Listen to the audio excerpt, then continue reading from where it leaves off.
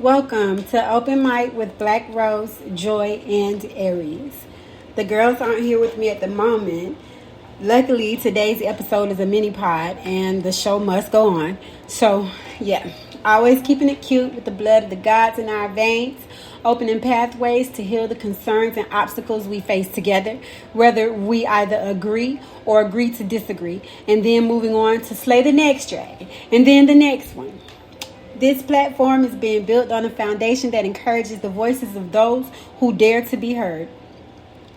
So join us, most beloved, and as you may soon find out or already know, sometimes most hated, as we set social media on fire with our daring commentary and unconventional methods in our constant and never-ending pursuit of clarity and understanding. Okay, let's talk about cyberstalking. What is cyberstalking? Oxford Languages defines cyberstalking as the repeated use of electronic communications to harass or frighten someone, for example, by sending threatening emails. And I'll take it a little bit further and say cyberstalkers harass their victims by text. They go so low as to steal victims' identities and create fake accounts that they use to push whatever narrative of their victims they need others to believe. Cyberstalkers often enlist the help of others, including the victim's family members, so-called friends, enemies, even people the victims have never met before, to make their lives a living hell. Hold on, let me light my blunt right quick. Today, though, I'm on a special type of cyberstalker, or eye predator, as they call them. Today, I'm focusing on the type of cyberstalker who obsessively eats, breathes, and shits you and your suffering. Imagine it. Imagine waking up every day to some lunatic with or without the losers who become minions in their sadistic games, who gather intel and all of your personal information, prying into your past and keeping track of your every waking moment. And if you've ever been the victim of this type of stalker and you've ever wondered why suddenly your friends aren't so friendly anymore, or your bosses or on your job start acting as though they're looking for your replacement, or family secretly side with the enemy to torment and abuse you. And don't be the type of person who gives a rat's ass what others think of you, because it is the stalker's sworn duty to make you look bad. And don't be surrounded by the type of family and friends who undercover live to see you look bad, because those are usually the people who does the stalker's bad job and deeds for them. And please don't be quick to shame, because it gives them pleasure to see their objects of obsession, which is you, in agony. And this particular brand of nut job, they will use that shame and fear. They'll use all of that against you.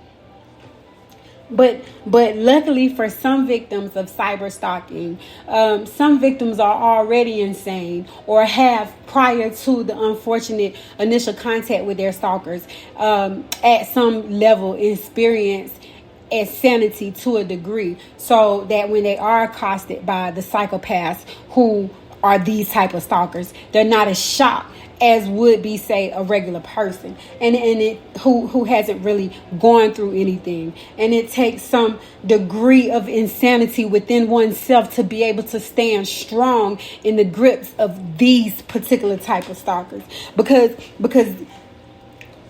the victims that I'm talking about are the ones who won't back down, and they will not cower in the face of whatever form of adversity their stalkers send at them. And they won't be silenced, and nor will they be afraid or easily coerced into a fear-based existence because some loser has a hard on. You know, this brand of stalker that I'm talking about right now, this predatory and calculative and patient troll, okay?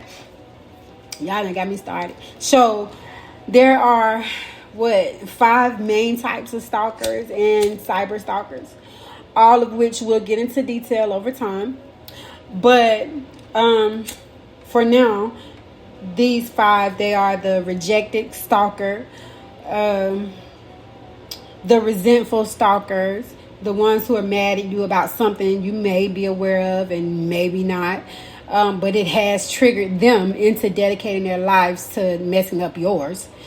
The intimacy seeker, who they're a danger to themselves, and the incompetent suitors who know that they don't stand a chance on a great day.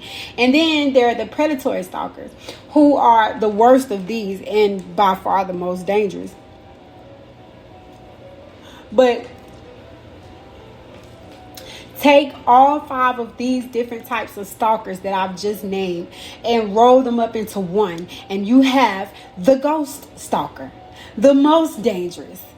And to add insult to injury, this stalker often cloaks themselves in anonymity so that their victims lose themselves in the thought and the fear of who they even are, or what they even are capable of. And then the ghost cyber stalker incites fear in others by repeatedly making direct and indirect threats of physical harm, and by doing as much damage as they can after they've studied their victims and invaded their privacy in ways that are just disgusting and belittling. And they take pride in these acts, which, according to the Privacy Act of 1974, these cyberstalkers, when they do these things, are indeed breaking numerous federal laws when committing these hate crimes and torturing innocent people. And these stalkers get comfortable and they begin to see themselves as unstoppable or invincible and as cunning, as cunning as they have to be in order to dedicate their entire existence into stalking somebody to the extent that they go, that there's still that small area at the top floor of their brains that the elevator just does not reach, because cyber stalkers are not unstoppable. And it does not matter what software they use to disguise themselves. And just like they can tap into your information, they can and will be found if their victims speak up. And that's why it's good to keep everything. Keep every piece of evidence, every screenshot. And don't let anyone discourage you from speaking out if you're a victim or if you know of a victim. I've heard things like screenshots are illegal. No, honey. Keep your screenshots and anything else you may have that could lead the way to your stalkers. In some cases, screenshots will be illegal in a court of law. But when it comes to supporting allegations of harassment and malicious communications, screenshots are very legal. And in the event the argument arises that anyone can fake a screenshot, that may be true, but no one can fake them phone records. Okay, so that being said, and the computer records. That being said, what do you think? What questions do you have? Have you ever been a victim of a ghost stalker? We're going live with this topic on Sunday, January 14th at 8:30 p.m. Don't be late. Let's talk about it.